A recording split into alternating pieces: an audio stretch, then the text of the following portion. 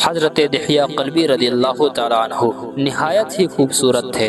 تفسیر نگار لکھتے ہیں کہ آپ کا حسن اس قدر تھا کہ عرب کی عورتیں دروازوں کے پیچھے چھپ چھپ کر آپ کو دیکھا کرتی تھیں، لیکن اس وقت آپ مسلمان نہیں ہوئے تھے۔ ایک دن سرور کونین صلی اللہ علیہ وسلم کی نظر دحیہ قلبی پر پڑی۔ آپ نے دحیہ قلبی کے چہرے کو دیکھا کہ اتنا خوبصورت نوجوان ہے۔ آپ نے رات کو اللہ تبارک و تعالیٰ کی بارگاہ میں دعا مانگی، یا اللہ اتنا خوبصورت نوجوان بنایا ہے، اس کے دل میں اسلام کی محبت ڈال دے، اسے مسلمان کر دے، اتنے حسین نوجوان کو جہنم کی آگ سے بچا لے۔ رات کو آپ نے دعا فرمائی اور صبح حضرت دحیہ قلبی بارگاہ رسالت مآب میں حاضر ہو گئے اور عرض کرنے لگے، یا رسول اللہ بتائیں کہ آپ کیا احکامات لے کر آئے ہیں؟ آپ نے ارشاد فرمایا، میں اللہ کا رسول ہوں، اللہ ایک ہے، اس کا کوئی شریک نہیں۔ پھر توحید و رسالت کے بارے میں آپ نے بتایا۔ دحیہ قلبی عرض کرنے لگے، یا رسول اللہ میں مسلمان تو ہو جاؤں، لیکن ایک بات کا ہر وقت مجھے ڈر لگا رہتا ہے، ایک گناہ میں نے ایسا کیا ہے کہ آپ کا رب مجھے کبھی معاف نہیں کرے گا۔ آپ نے ارشاد فرمایا، دحیہ بتاؤ تو صحیح کہ تم نے کون سا گناہ کیا ہے؟ دحیہ قلبی عرض کرنے لگے، یا رسول اللہ میں اپنے قبیلے کا سردار ہوں، ہمارے یہاں بیٹیوں کی پیدائش پر انہیں زندہ دفن کر دیا جاتا ہے۔ میں چونکہ قبیلے کا سردار ہوں اس لیے میں نے 70 گھروں کی بیٹیوں کو زندہ دفن کیا ہے۔ آپ کا رب مجھے کبھی معاف نہیں فرمائے گا، آپ کا اللہ مجھے کبھی معاف نہیں کرے گا۔ اتنا کہنا تھا کہ حضرت جبرائیل امین حاضر ہوئے اور عرض کرنے لگے، یا رسول اللہ علیہ الصلوۃ والسلام اللہ تبارک و تعالیٰ آپ کو سلام کہتا ہے اور فرماتا ہے کہ اسے کہیں کہ اب تک جو ہو گیا وہ ہو گیا، اس کے بعد ایسا گناہ کبھی نہ کرنا، ہم نے معاف کر دیا ہے۔ حضرت دحیہ قلبی نے آپ کی زبان سے جب یہ بات سنی تو رونے لگے، تو حضور صلی اللہ علیہ وسلم نے فرمایا، دحیہ اب کیا ہوا، کیوں روتے ہو؟ دحیہ قلبی عرض کرنے لگے، یا رسول اللہ میرا ایک گناہ اور بھی ہے جسے آپ کا رب مجھے کبھی معاف نہیں کرے گا۔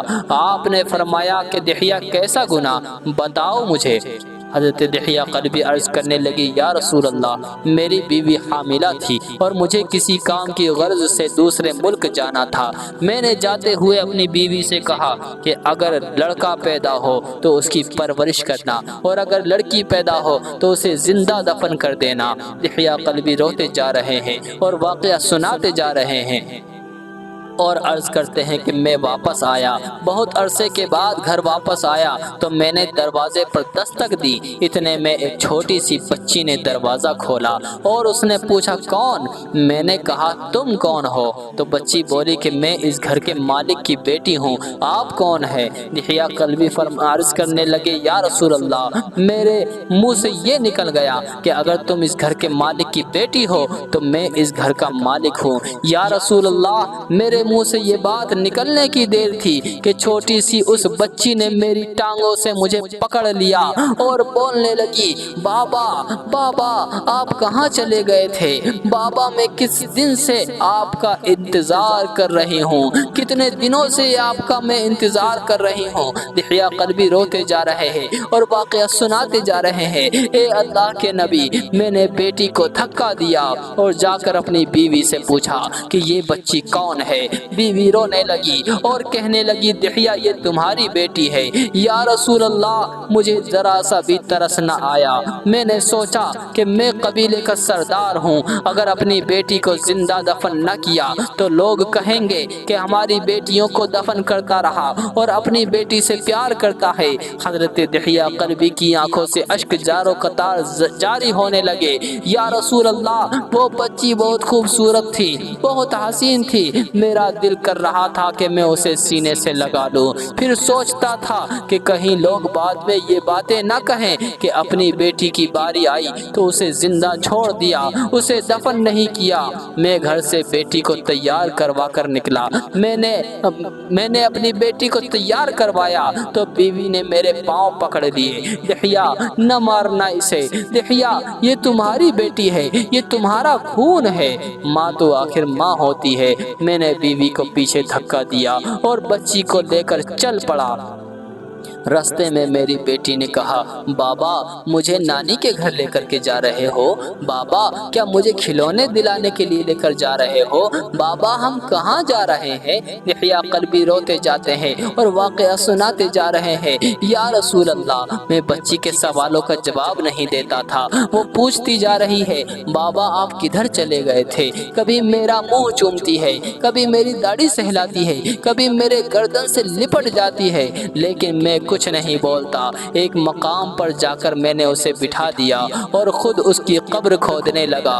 اللہ اکبر کبیرہ۔ آقا کریم صلی اللہ علیہ وسلم دحیہ کی زبان سے واقعہ سنتے جا رہے ہیں اور روتے جا رہے ہیں۔ دحیہ نے عرض کی میری بیٹی نے جب دیکھا کہ میرا باپ دھوپ میں سخت کام کر رہا ہے تو اٹھ کر میرے پاس آئی، اپنے گلے سے چھوٹا سا دوپٹہ نکالا اور اتار کر میرے چہرے سے ریت صاف کرتے ہوئے کہتی ہے بابا دھوپ میں کیوں کام کر رہے ہیں؟ بابا چھاؤں میں آ جائیں، بابا یہ کیوں کھود رہے ہیں اس مقام پر؟ بابا گرمی ہے چھاؤں میں آ جائیے۔ اور ساتھ ساتھ میرا پسینہ اور مٹی صاف کرتی جا رہی ہے، لیکن مجھے ترس نہ آیا۔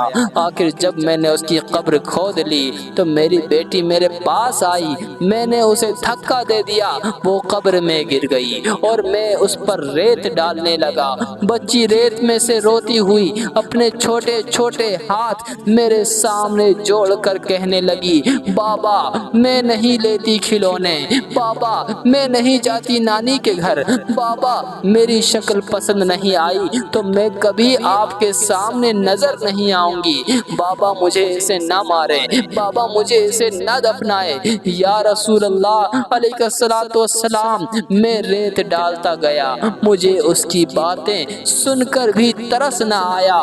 میری بیٹی پر جب مٹی مکمل ہو گئی اور اس کا چہرہ رہ گیا تو میری بیٹی نے میری طرف سے توجہ ختم کر لی۔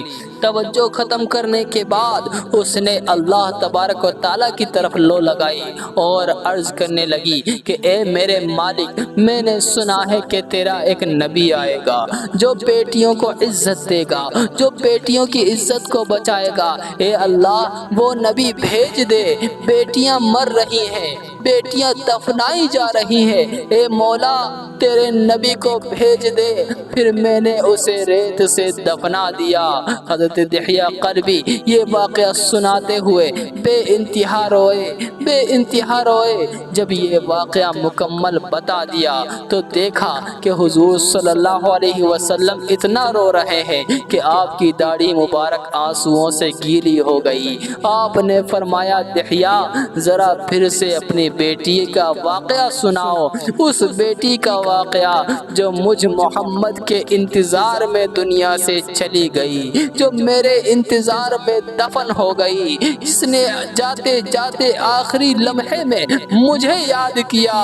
آپ نے 3 دفعہ یہ واقعہ سنا اور اتنا روئے کہ آپ کو دیکھ کر صحابہ کرام بھی رونے لگے اور کہنے لگے کہ اے دحیہ کیوں رلاتا ہے ہمارے آقا کو، ہم سے برداشت نہیں ہو رہا ہے۔ آپ صلی اللہ علیہ وسلم نے حضرت دحیہ قلبی سے 3 بار یہ واقعہ سنا تو حضرت دحیہ قلبی کی رو رو کر کوئی حالت نہ رہی، بہت زیادہ روئے۔ اتنے میں حضرت جبرائیل امین حاضر ہوئے اور عرض کرنے لگے یا رسول اللہ علیہ الصلوۃ والسلام اللہ آپ کو سلام کہتا ہے اور فرماتا ہے کہ اے محبوب صلی اللہ علیہ وسلم دحیہ قلبی کو کہہ دیں کہ وہ اس وقت تھا کہ جب تم نے اللہ اور اس کے رسول کو نہیں مانا تھا، اب تم نے اللہ کو اور اس کے محبوب کو مان لیا ہے تو اے دحیہ ہم نے بھی تمہارے گناہ کو معاف کر دیا ہے۔ اس کے بعد حضور صلی اللہ علیہ وسلم نے ارشاد فرمایا اے میرے صحابہ سن لو، جو 2 بیٹیوں کی کفالت کرے گا، جو 2 بیٹیوں کو بڑا کرے گا، ان کی پرورش کرے گا، ان کے فرائض کو ادا کرے گا تو وہ قیامت کے دن میرے ساتھ اس طرح ہوگا جس طرح شہادت کی اور اس کے ساتھ والی انگلی آپس میں ہے، یعنی میرے بہت زیادہ قریب ہوگا۔ جس نے 2 بیٹیوں کی پرورش کی اس کی اہمیت کا عالم یہ ہے، تو جس نے 3 یا 4 یا 5 بیٹیوں کی پرورش کی اس کی اہمیت کا عالم کیا ہوگا۔ بیٹیوں کی پیدائش پر گھبرایا نہ کریں، انہیں والدین پر بڑا مان ہوتا ہے، اور یہ بیٹیاں اللہ کی خاص رحمت ہوتی ہیں۔